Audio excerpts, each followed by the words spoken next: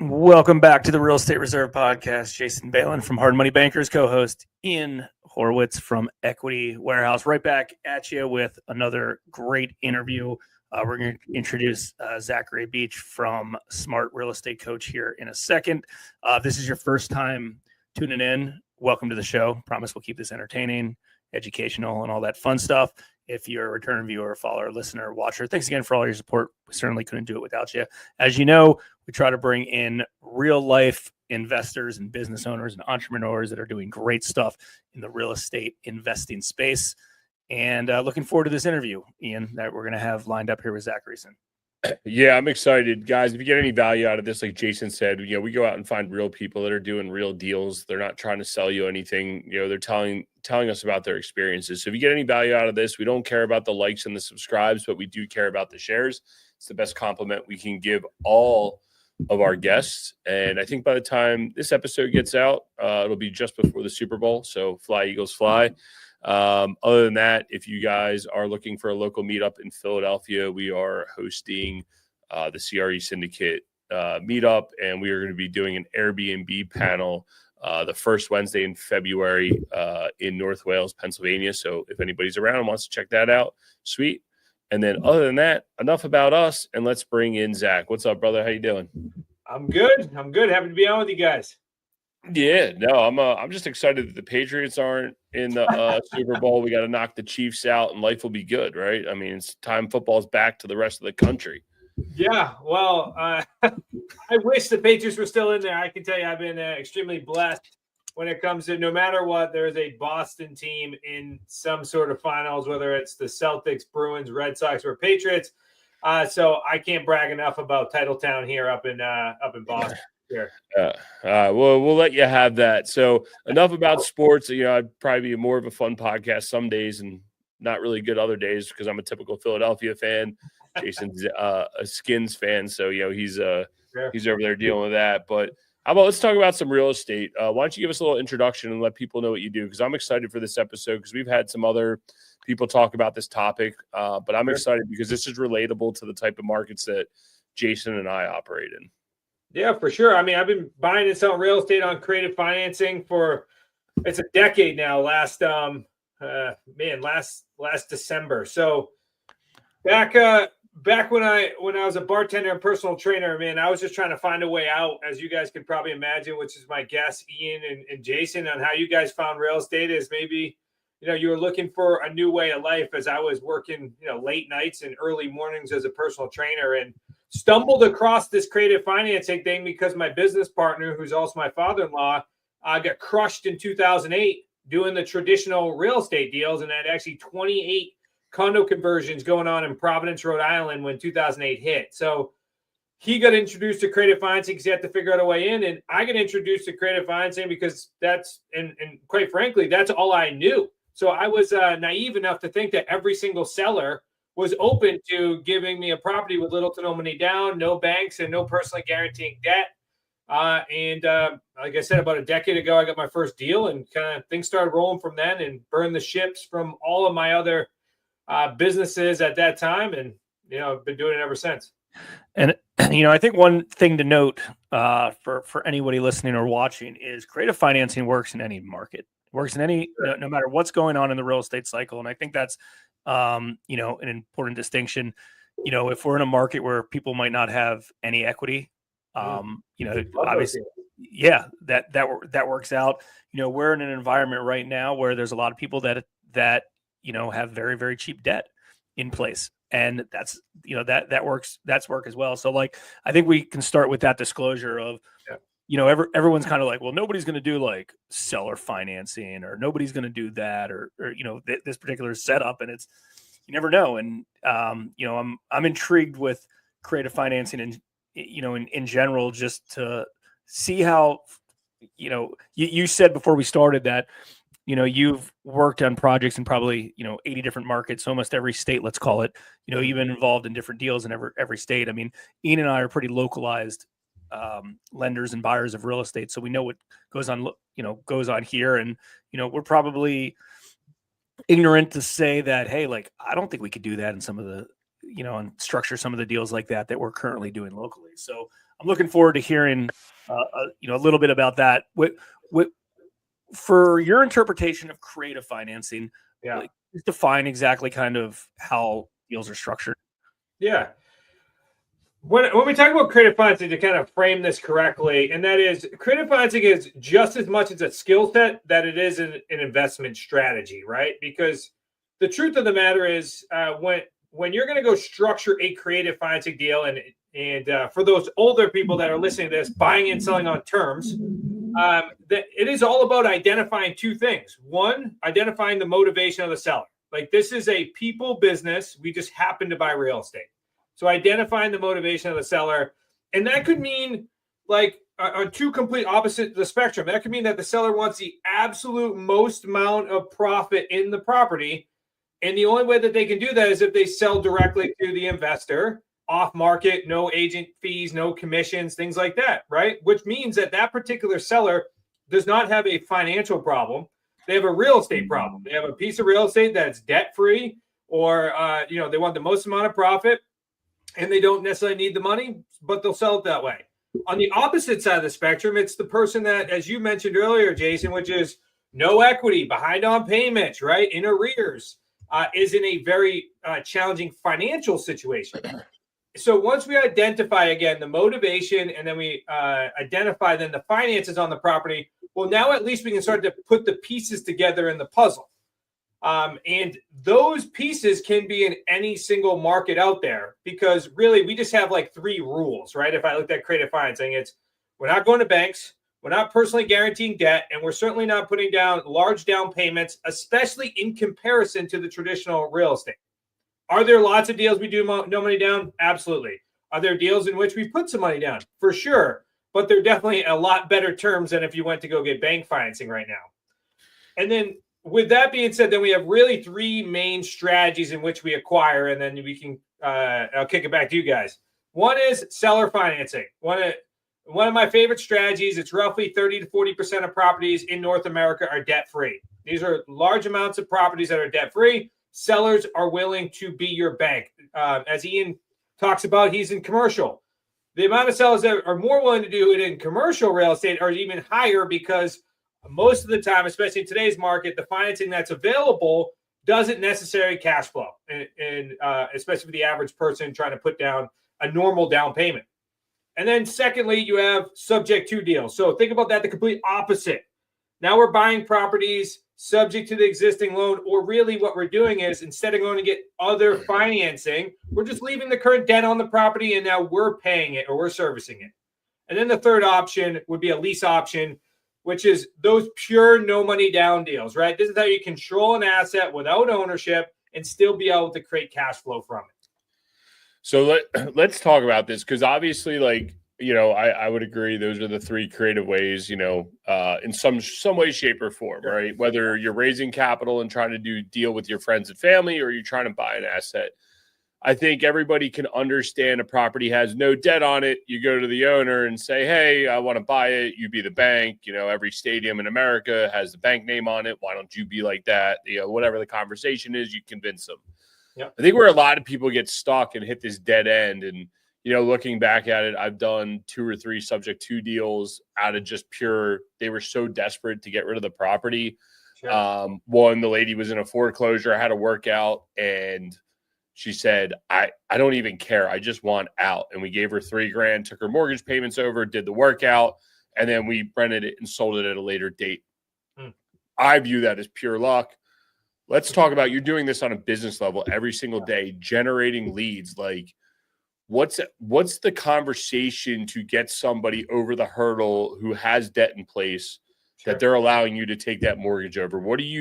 How are you, I hate to use the word pitch, but how are you framing that up, sure, to get that deal across the closing table? What's interesting, especially in today's market, I think that this conversation is happening at a very, relevant time. Even though we were doing this years and years before, today's relevancy is extremely high, because it's roughly 70% of Americans, are delinquent on their credit cards. Even businesses since 2012, the highest amount. Businesses, right, are delinquent on their loans, highest since 2008. You have interest rates at an all-time high, and what that really affects is that the new buyer that wants to acquire that property now has a very small amount of them. It's roughly 20% of the market can walk into a bank and get a loan. And the reason why all these things are and we have an affordability issue with the average American can't even afford the property. And that all comes into play because now we have these large portion of people that can't walk into a bank today that want to become homeowners. So if you pull them off the market, now you have these sellers that are sitting there with a property, and everybody has moments in time. It doesn't matter if they have the best interest rate in the world. There's going to be some moments in time where they're going to have a death, a divorce, a relocation. They might, have credit card debt. Like there's so many things that happen, and they need to be able to get out of this house. And the reality is, a majority of people, especially during COVID, bought the property for the interest rate, not because of the purchase price. And now what we're seeing in a lot of markets is they've either flattened out or they're actually on the downslide. So now people are going to either be upside down or at a bare minimum at a break even. Or if they go to their agent, right, that wants to list the property, they have to now pay that agent their commission and closing costs to just get out of a house, which most people are not set up in that position. So I say all that to frame it to say, look, when I'm calling somebody that has little equity or is behind on payments, the conversation isn't that complicated because we can now provide a great amount of value to them because now they have the ability to either exit the property without coming out of pocket, debt relief. They might need to take over their mortgage payments. And three, if they're already behind on mortgage payments, because we are keeping that debt in place and we're a professional real estate investor, I'm going to be making that mortgage payment on time every single month. Their credit rating is going to go up over time. Here's what I hate to see right now. We're seeing more and more of it, which is that short sale mentality, right? Because of everything I talked about earlier, people are now trained and agents are incentivized, and it's not their fault, but they're incentivized to bring it to a short sale because they're still getting paid their commissions, right? But it affects the overall consumer, the owner. And some of them actually, even if it's shorted, still need to make up for that loss to the bank at some point in time. They're still liable. Yep. So what happens is and I know I'm going very specific on this, but this will kind of bring context. There's really a point in time, right? This like point in their timeline where they have to make a decision. If I'm behind on payments, do I go short sale this? Or do I luckily come across an investor like us that knows how to catch up payments, get a reinstatement, now take over the mortgage, pay it on time? Because in reality, they really have a fork in the road. At one point, if we buy the property, their credit score goes up. They're able to walk away from the property, maybe go rent, and they're going to be bankable in the future way sooner. That means they can go buy another house. If they go the opposite way, short sale or foreclosure, well, now they're in a position where they're not going to be bankable for 7-8 years on average, which means that they're going to be renters. And we all know right now, especially you guys in the commercial space, multifamily space, that the credit score actually sometimes means even more for a renter or a landlord. So now they have no place to. Now they're going to be living in these 1-bedroom apartments because even though they have maybe the ability to afford it, they don't have good credit. So it really sets somebody's life upside down. So that's who we're working with. Now, don't get me wrong. There's many times where the seller's in really good standing. There's a second position seller financing. But if I'm looking at like really distinguishing a subject to deal, this is about really helping somebody out that doesn't have many options in the traditional space. Can we maybe walk through a case study with real numbers? I think that's a good way to kind of portray that to our our listeners. Because I think a lot of folks just have a hard time wrapping their brain around some of this. Not only like what Ian said of like, well, I feel like it's lucky I don't get many deals like this, and it made sense. But I think some folks just don't. I think active real estate investors, these things might hit them on the head, and right in front of them, they just don't know because their minds aren't set up like that. Do you have a case study of one just off the top of your head, or we can kind of just make up some numbers, I suppose too? No, go through one that we just recently did. So it's And in today's market, if you talked to me maybe 3 years ago, I would say, look, the majority of the other investors / agents, right, real estate professionals, would not be open to collaborating on these types of concepts unless they completely got it. But in today's market, the amount of wholesalers and realtors that are bringing me deals has drastically gone up. Why? Because of all those factors that we talked about, there's a lot of deals or sellers that don't fit inside their box, right? If you're an agent and you're prospecting and the seller has no equity, what do? You're like, okay, well, maybe I can sell it. And if I could, hey, Mr. Seller, by the way, you're going to pay me $15,000, $20,000, $30,000 in order to sell this thing because I'm not going to do it for free, right? Or the wholesaler says, look, I'm going to make a cash offer at 60 cents on the dollar in order for me to make money, yet it's completely leveraged. So what do I do with that lead?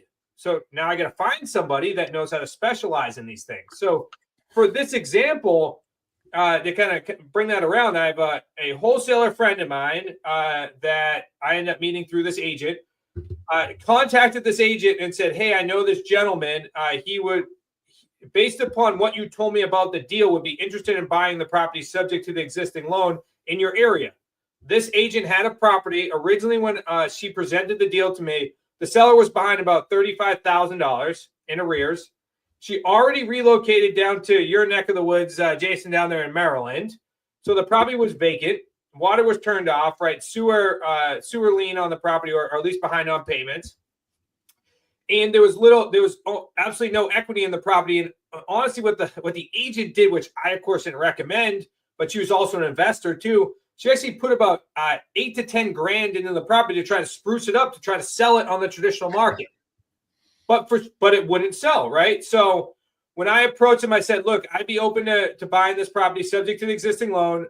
In this circumstance, I had some capital partners that would come invest. Now, this isn't always the case, and majority of the time we actually don't need money. But this circumstance we did. And then as I was communicating with the seller said, hey, I was actually presented from my bank to do a loan modification on the behind payments. So we ended up helping her through that process. So then they moved all the rest on the back end. But of course, that added debt to the property. But now me as an investor, all I had to do was pay the realtor commission. We went ahead and paid that agent commission. So what it ended up looking like, and I don't have the exact numbers in front of me, is we ended up buying it for like $365 purchase price. This is about 15, 20 minutes outside of Providence, Rhode Island. It's known as a town called Woonsocket. Nice. Of course, the property was spruced up by the seller. So nice property, right? In a decent area. Then, so we bought it for that. We closed on the property, paid the agent, and then we went ahead and sold it on rent to own. Now, we sell a majority of our deals on rent to own. Now, this is how we could manufacture equity and buy a property for exactly what somebody owes. And although the market may be saying it's only bearing this much, we can actually increase the equity. So we went and sold it on rent to own to a buyer for $425. I justified that price because there was a duplex right next door that sold on the market for $425. So I went and sold it for $425, that single family property. It was somebody that had a legitimate hiccup in their credit, two hardworking individuals. They came in with like 5% down, and then they're paying us rent every single month and an additional payment on top of that towards their down payment. And that property should be cashed out within about 36 months. There was no mortgage, or I'm sorry, there's no equity originally in the property, right? So, it ended up, whatever, you bought it at 365. Let's just say the mortgage was still 365. You paid the realtor commissions out of pocket. Yep. If there was any little cosmetic stuff in the house to get it, ready, you did that. And then you sold it for or you didn't sell it. You did a rent to own. So you retained ownership of it. A 420, purchase contract of 425 into the future. Yep. And then was there enough spread for you to make money today? For sure. Of the rent amount over what the current mortgage was? Yeah. So the way it looked like, and again, without having the exact numbers in front of me, the way the retail price of today's market was probably like $399, right? So if I'm justifying my head as an agent, like there's not much spread. But we were able to sell for $425 because it was on a rent to own for about a 3-year term. We're making about $300, I almost say like $400 a month on that as far as spread. we received about 5% down. And then in addition to the monthly spread, they're also paying us, I believe, an additional $500 a month towards the option. And then every year they have, I think it's like 10 grand down as an option until they go qualify for that bank loan. So in total, they'll have about 10% down. We'll make think in total about 40K down. They're going to have roughly $500 a month. So we'll make, or 400, we're going to make right around 6 grand, 5 grand a year in cash flow. And then the actual mortgage on it, on the first position, is like a 4% interest rate. So we're making probably another $600 a month in principal pay down. That deal will be a good anywhere from, if it lasts the full term, maybe 65 to 85 grand on that deal. And we got into it for about 10,000 plus closing costs.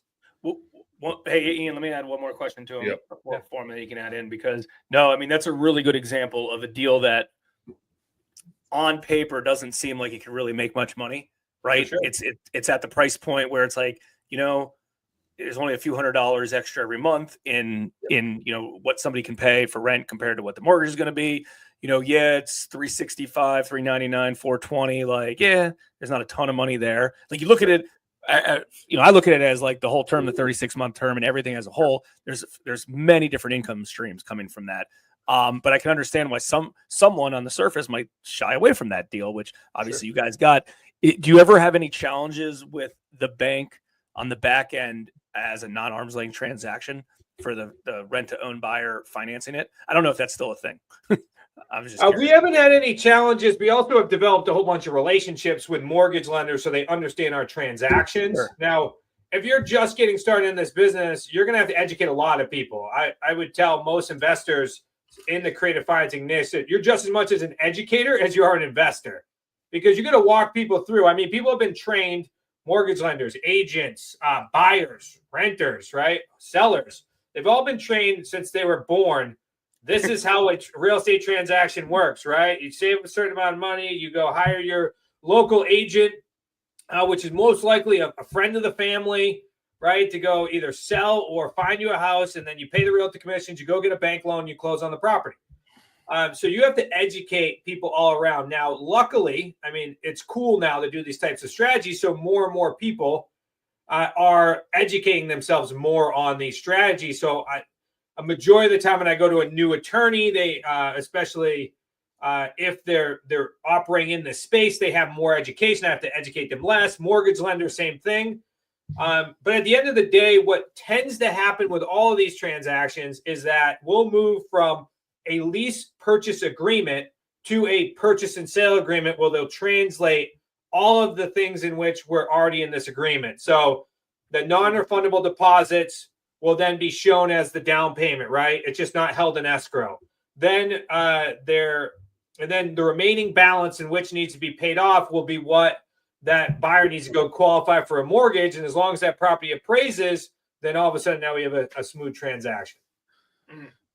Yeah, that definitely makes sense. And it's interesting because, a friend of ours was like, hey, I want to try this out. And he wanted to do stuff in like, I'll call it lower median household prices, like 30 to 50 grand. I think it's interesting that you're tackling this in a price point that's relative to the Philadelphia and DC metro, Baltimore metro market, right? Like, we're all of us on this call on podcast today are all Northeasterns, like we live in the Northeast and the Mid-Atlantic. And it's like, you talk to the rest of America, the price points are, you're just like floored to be like, you buy a house for 50 grand still? Like, that's insane. Right. And you're in like middle America, not like the hood.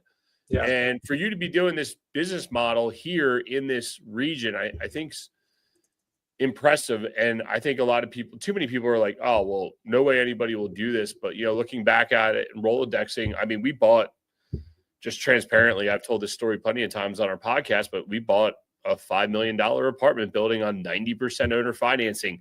And she approached us with that deal. We didn't even have to negotiate it. She's like, this is what I'm doing. And we're like, okay, this is the world's greatest deal.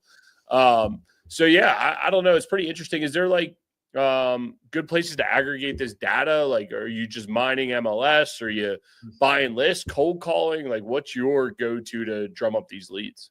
Yeah, let me hit on a couple points that you made. Actually, the largest deal we ever did was in Edgewater, Maryland. It was a community member of ours, which we did roughly like 20 something deals with that person out. He was based in Arlington, Virginia. So we did tons of deals in the DC area with price points ranging from like 700 to 1.4. The property that we bought in Edgewater, now it definitely took work. Don't get me wrong. This property was going through some challenges. So we actually took it over from that student and made some real major adjustments, had to evict out the original tenant buyer, make a little bit of improvements. And then we went on the traditional market because we have a friend of ours down there who's in our community as well. And she's an agent and a high performing agent in the DC area. And we went ahead and sold it. We had it like under contract for a sub 2 of like somewhere in the 800s. We sold it for 1.1. So it was like a $365,000 sub 2 transaction that we exited, traditionally after going through some hiccups for sure. And also in the Philly / Pennsylvania area, we did lots and lots of deals down there for sure. I mean, most people do think that we're nuts. And usually when we get on these podcasts, they're like, you guys are doing creative financing deals in the Northeast because you don't hear much about it. It's usually Texas and Arizona or Midwest.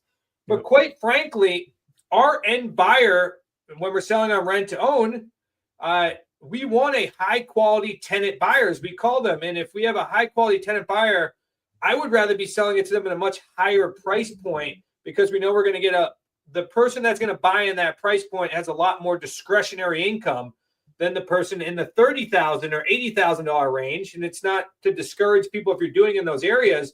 Just know like your profits are going to be smaller. You're operating at a smaller asset.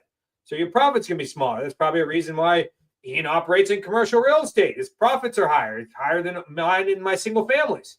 But no, if you start buying real estate in those higher price points, do you have potentially less buyers that can qualify by going through your program? Absolutely.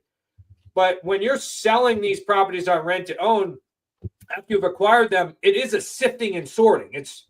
It's roughly 60 to 80% of the market cannot walk into a bank and get a loan. That means that anytime I have a rent to own deal or one of our community members does, it's very likely they are the only person, not only in that town, but maybe in that county that has a rent to own property. So now we're absolutely sorting and sifting. So to kind of circle in and answer your question as far as finding these properties, I mean, we've been operating out of expired listings for a very long time.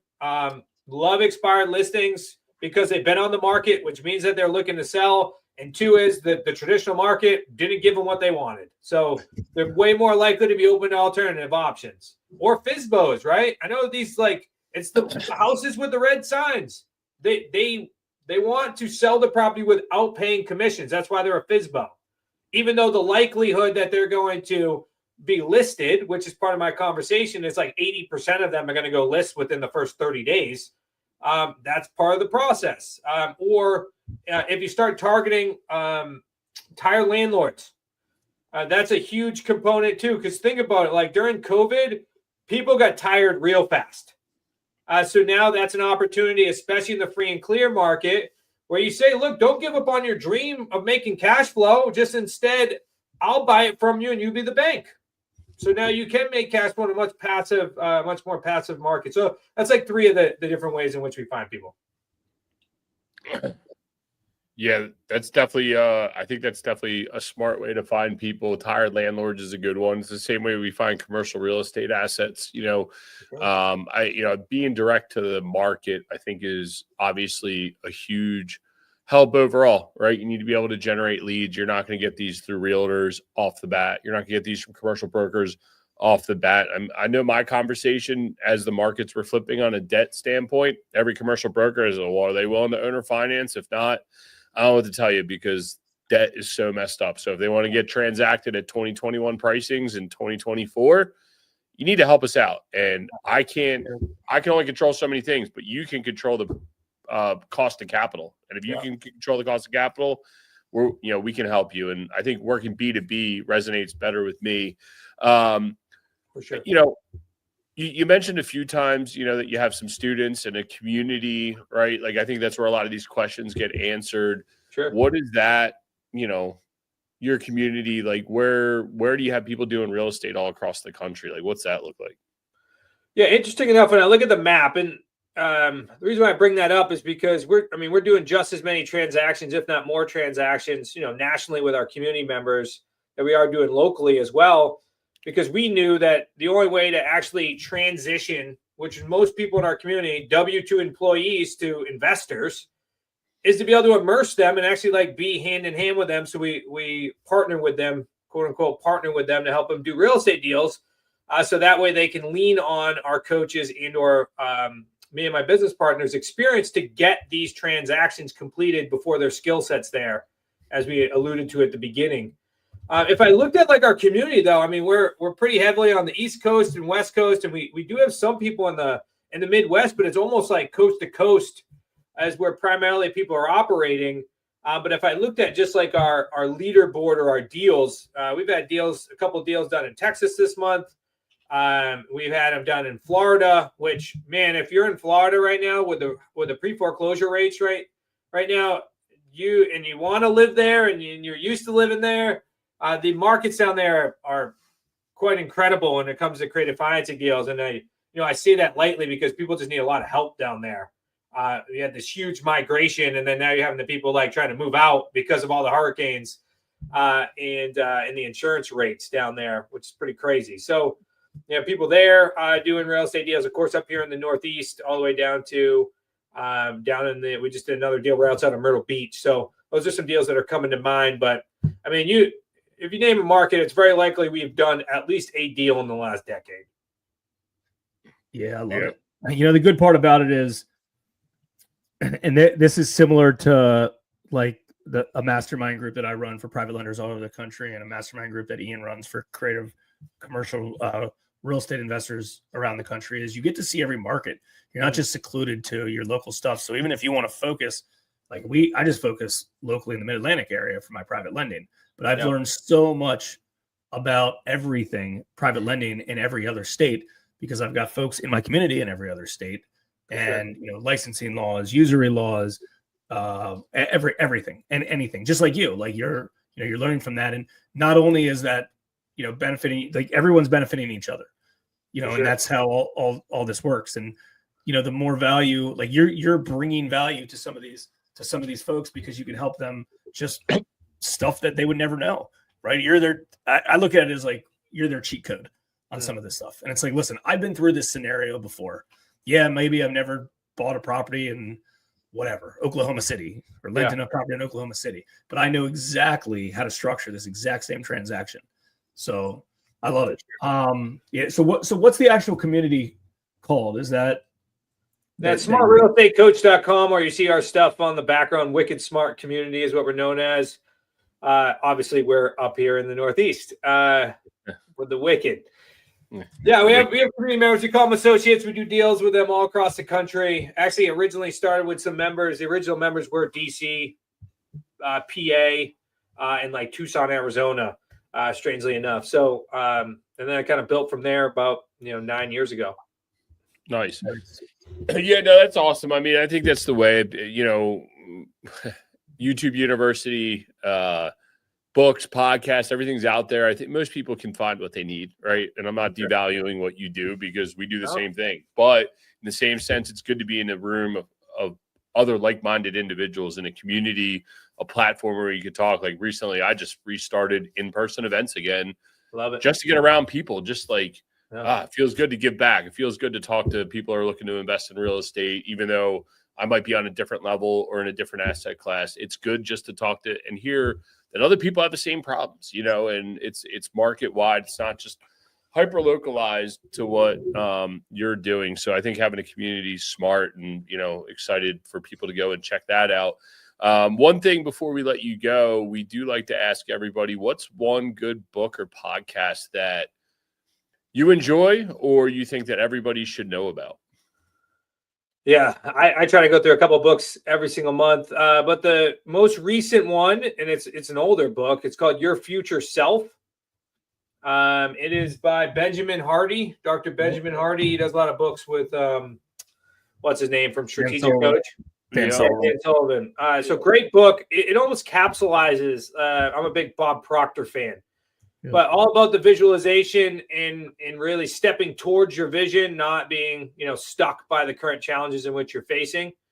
So that's been really helpful because at the end of the day, all of this stuff, and I know mindset is really overplayed in regards to that, how it's described, but really personal development is going to determine whether or not you're going to be successful in this, because you're going to face, especially as you grow, you're going to face a whole bunch of challenges and you're going to be ready for it. And the only way you can be ready for it is if you prepare yourself to, developing yourself personally. Yeah, no. And it has a thing about it because it's all over the internet, right? Everybody watches reels and everything else, and they think it's stupid, but you need to have the maturity to be able to succeed and enjoy the success that you have, because you can make a lot of money, but might not be in the right mental place to deploy it correctly then thereafter. So I think that's really smart to always be working on yourself. Zach, where's the best place people can find you on the internet? They want to learn more about your program, or they just want to see what you do on an everyday basis?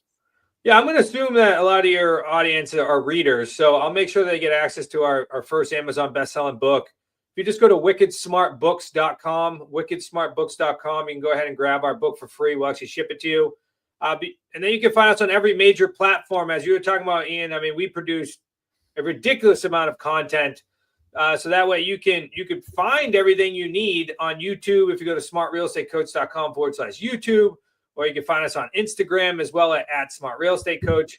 It's about the implementation of, once you get moving, that's when you need to ensure that you got somebody over your back and really helping you make that next move and pulling those profits forward for sure.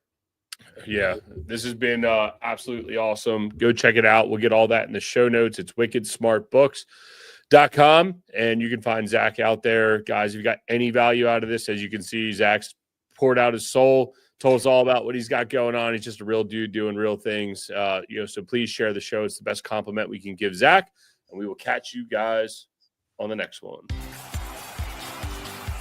Thanks for tuning in to the Real Estate Reserve Podcast. Do us a favor and like, comment, and share our broadcast. It helps the algorithm and helps us spread the word too. Till next time, thank you for tuning in.